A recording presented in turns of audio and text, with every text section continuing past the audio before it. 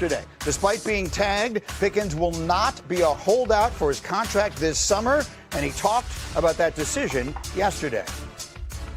It's football first. You see what I mean? So definitely play football first, kind of like I did last year, and then worry about, let my agent worry about it, really. What's important to me, is winning. Like I said from the beginning, I always want to bring a Super Bowl to a group of guys that's never had that feeling. So that's really the most important part to me. Everything else is what they control. Now, I don't know everything, but I know that if I had written a speech for him of the things that I think he should say in this moment, that was it verbatim, right? He got that one. He aced that test. Yeah, look, I'm sure there's going to be a lot of people who are like me and going, well, that's new. That's different. That's not what I expected to hear George say, especially considering the fact that everyone knows in the NFL you have a certain shelf life, right, in order to secure long-term financial stability. And George has now been pushed out another year, and he has to go ahead and kind of and really extend his resume and prove to the Dallas Cowboys or some other football team, I'm worthy of getting that $30+ million per year. I'm worthy of getting that multi-year contract with a huge signing bonus. And that's what other choice did he have? I mean, I expect him this year, considering the fact that players always play best. If you go back in history, players always play best on contract years when they have a carrot dangling in front of them. They just do. We used to talk about it in the front office all the time. The best years you get out of a player is when they're still trying to get to a certain level from a financial standpoint. I expect him to have the best season of his career this year because he knows what's at stake. He knows he has to do it once again because what other choice does he have? Just going to hold out, pout, risk being injured because you haven't gone through training camp and off season? No. He's doing the exact thing he needs to do. That's the point you made in our meeting this morning, Dan. He didn't really have a lot of options. The exact thing he needs to do. That's the point you made in Pickens, for an example of a guy performing at that level in his contract. Right, exactly. And as a result, he's going to get paid $27.3 million fully guaranteed dollars this year on the franchise tag. Really not that bad when you think about it. You could buy some steaks. They tag him again next year, it's going to be about $33 million. Yeah, you could do worse. So, yes, he didn't have a choice. He could have waited and not signed his franchise tag, which means he could have skipped minicamp and not been fined.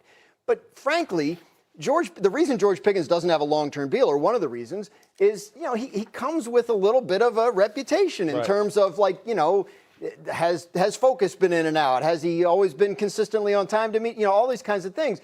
So if he were to sit out and make an issue of this, I don't think that would help that kind of reputation in the eyes of other teams. So really, he doesn't really have a choice, and this isn't a bad choice. I mean, $27.3 million.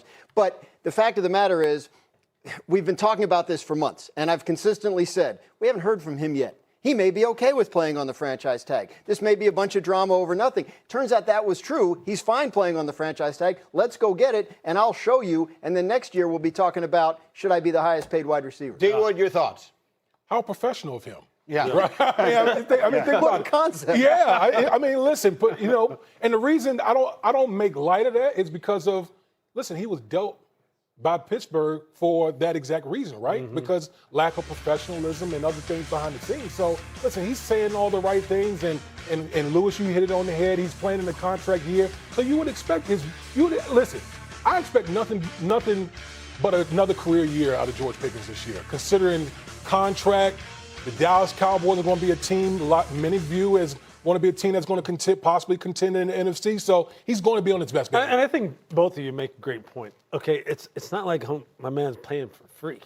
I mean, Greeny, I know it's not your kind of money, but look, $27 million is a lot of money. That's a lot of money to pay. But you're right. We used to do studies about this all the time because that's the one thing that you worry about in the front office always is once a guy does secure long-term financial, stability, what is his performance going to look like from there? And a lot of times you see it tick down immediately because this is human nature. It just is. And with George, you're going to get his very best. Plus, same quarterback, same play caller, same offense. You just had your best career year in. You can thrive there. Smart play to show up and get to work. Cindy, can we put up C26 for D. Wood, please?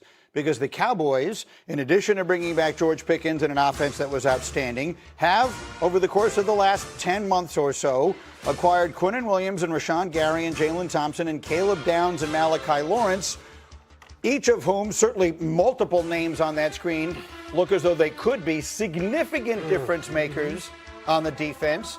So, D. Wood, what might that add up to in Big D this year? I mean, they could be a team that we're possibly talking about as contenders in the NFC. We know that this team will be able to score with anyone. When you have the continuity that the Dallas Cowboys have on the offensive side, led by Dak Prescott, the offensive line is intact, the two great wide receivers, they have more than enough firepower. I think on the defense side, I really like a lot of the additions on the defense side. I think they got, guys that communicate better, get everybody on the same page. They got pass rushers. That's what you need to close our games. It's all about how fast can they come together on the defense side. Because if they do, the Dallas Cowboys going to be a team I feel like we're going to be talking about a lot. Quick. Yeah, it's the most important phase of team building now starts for Dallas. And with every other team. And that's development and utilization of all the good things that they've done from last August until now. They've done great things as far as building. There's not more you can ask them to do.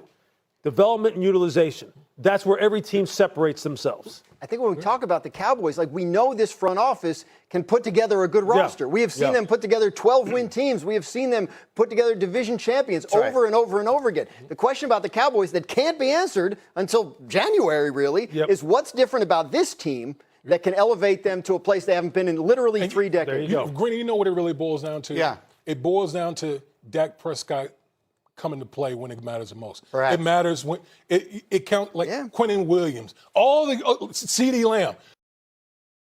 Play if we're going to talk about the Dallas Cowboys in a serious manner. And then there's the team that they're chasing, and that's the Philadelphia. Fighting on behalf of the NFLPA for years, knows how to take the NFL to court and have success. So I think there are a lot of turns left in this story before we have any kind of resolution. There are 3. There's the league piece of it, so that we've covered that. Then there's the front office piece of it, and then we'll deal with the actual football piece of it. But let's deal with the front office. You're in the front office. You're hearing this thing break down. You're a team that could use a quarterback, and he winds up in the supplemental draft. How do you proceed? What are the steps you're taking? Yeah, you proceed very slowly and with a whole lot of caution, Greeny. Look, you've heard me talk about this numerous different times, okay? There's the football character piece, there's the personal character piece, and then there's the physical skills piece.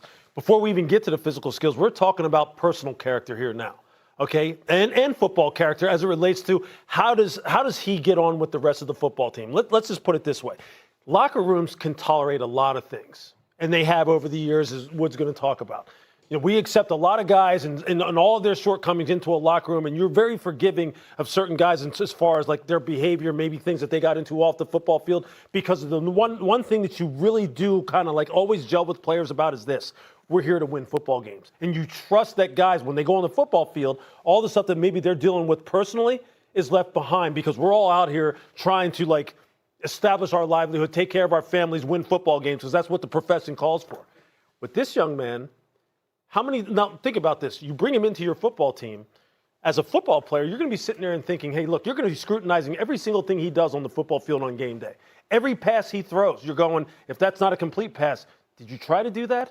Are you betting on us? Are you really are we all rowing in the same direction here? Are you looking out just for yourself? Are you on to take, there's a lot of things. Look, I think Todd Monken said it best. This is a slippery slope. It's a very slippery slope, because this is the kind of thing you have to be dead sure on, as far as this young man has kind of made the strides and done the things necessary to where you feel reasonably assured that this is not going to be an issue that's going to affect your football team and the integrity of the game when your team is out there on the field. And I don't know how you get comfortable with that. Right. I don't know at this point. To your point, those are the last questions any sports league wants anyone asking, right? Those are literally the last thing they want. Fans asking, they want players asking. D. Wood, you were passionate about this in our conversation about it at our meeting this morning. If you're an active NFL player, how are you viewing this? Lewis had kind of touched upon it. We know in the NFL locker room, 53-man roster, everyone's not going to be a good guy. You're going to have some junkyard dogs in your locker room, some guys that you have to manage. But every football player out there knows that betting on games, betting on your own game is a cardinal sin. That is an absolute cardinal sin. And for me, if I'm in the locker room, no way in hell do I want a guy with the ball in his hand playing the most important position, knowing that I don't know